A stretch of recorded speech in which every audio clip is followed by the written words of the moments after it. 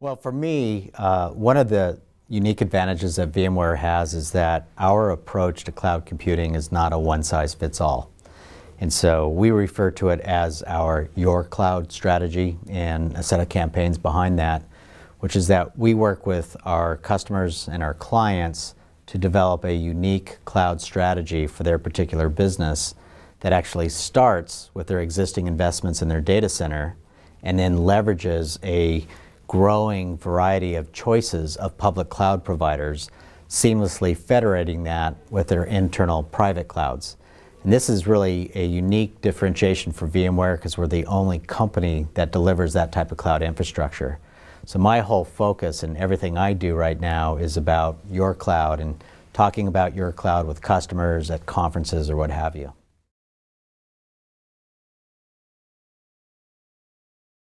Well, the interesting thing about the history of VMware is that it really grew up grassroots in the data center. If you look at the history of VMware a little over 10 years ago when we started doing server virtualization, it came in to IT from IT personnel kind of bringing this new technology in and trying it and having so much tremendous success due to the quality of the product and the obvious value proposition of immediate server consolidation that IT kind of just took hold of this technology and started deploying it everywhere in the data center. So we're very fortunate that we've built a brand that's based on innovation and quality that kind of took a grassroots effect throughout the data center. So as Chief Marketing Officer, my biggest challenge is to now get people to think about VMware beyond just virtualization in the data center because we're so well known for that. Like you said, VMware is everywhere, 250,000 customers worldwide, growing every single quarter.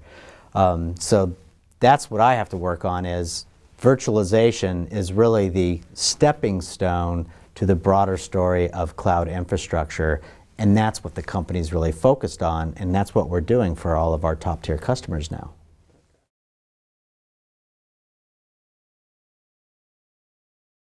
Well, I think the hardest thing in today's environment is that most marketing sounds alike. We have a joke in marketing circles that there's nothing new, we just continue to recycle old slogans.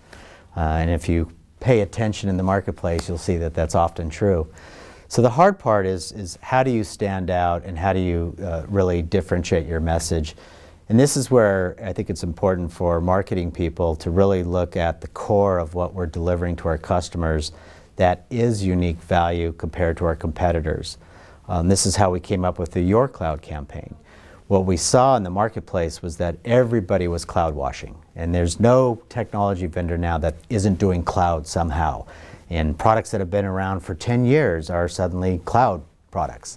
So what we looked at and said is, you know, everybody's out there talking about either the cloud or their particular cloud and trying to get customers to understand why they should move to their cloud. And so that's where we saw, you know, our unique value proposition is that, first off, we bring cloud computing to the data center and start with a private cloud architecture. And then we can bridge that to an array of vendors who are offering public cloud services.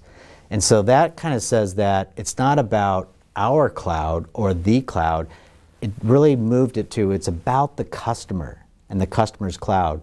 And so that was our point of differentiation. So that's what we look for when we go out with a campaign is how is it that what we're saying is based in reality of what we can do for our customers, but looking for that angle that is different than the masses of competition out there, especially in the cloud market.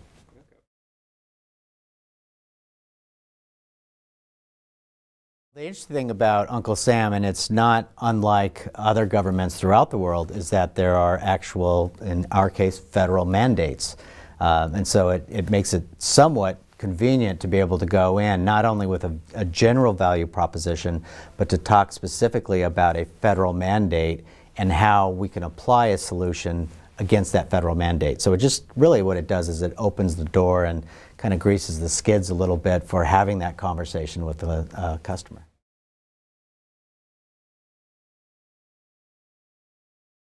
Yeah, the funny thing is for years and years we kept talking about it as an industry that this is the year of mobile. I'm not sure which was the year of mobile, but it now has come. And so the great thing is that what we're seeing is that so much has happened in consumer technology between mobile devices, new types of applications, Web 2.0, social media. All of these things have kind of taken over our lives as consumers, to the point now that we, as consumers, are going into the business with a whole new set of expectations and demands from IT. It is no longer acceptable to have a consumer experience, leave that behind, go into work, and have a rigid, handcuffed experience to an old desktop type environment. We want to bring our devices in. We want to leverage, mobility. We want to see more collaboration, even in our enterprise or business or government applications. And I think this is particularly relevant to the federal space because in many cases it's about how does government communicate and collaborate with citizens. And those citizens are experiencing that consumer world firsthand. And if government wants to align with where the citizens are today, it's got to move in that direction. So this is where we're seeing a tremendous convergence between consumer technology and business technology, if you will, to deliver that kind of unified experience that does take advantage of mobile and social computing, etc. And to me, that's really exciting because now I enjoy, my work experience as much as I do my consumer life when I'm leveraging technology.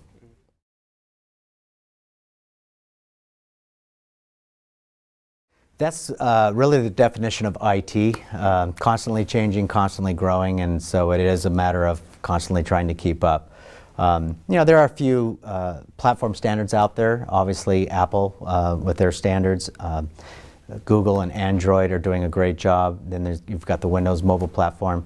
So there's a few standards that if you address those, you're covering the bulk of the market, and that makes it a little bit more easier.